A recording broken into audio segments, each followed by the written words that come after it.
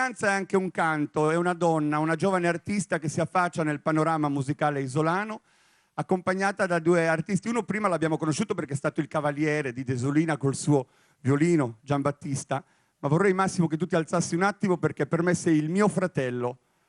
Massimo Pizzalis. Più tardi ci facciamo ballende e cantende insieme. Sascomares, una canzone molto bella che Massimo ha scritto, Cecilia Concas l'ha cantata e questa sera la canta lei. Un applauso fortissimo per Laura Spano.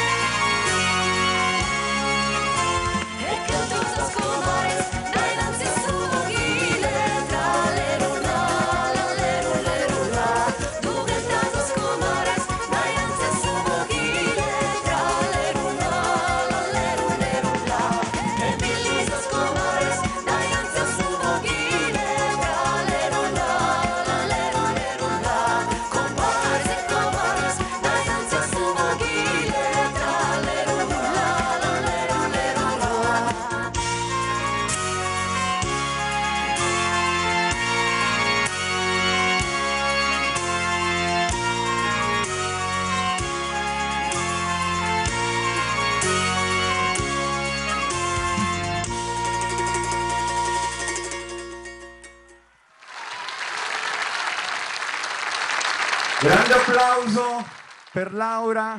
Grazie Laura. Vorrei vicino a me Alessandro e Lucia. Venite qua vicino a me perché l'applauso ve lo meritate. Non vi ho ancora salutato. Sarete un pochino la costellazione di questo incontro perché davvero illuminerete un po' tutti gli artisti che su questo palco si alterneranno. E vi ringrazio molto. A dopo. Grazie davvero. Leggevo, l'isola di San Pietro è una delle due isole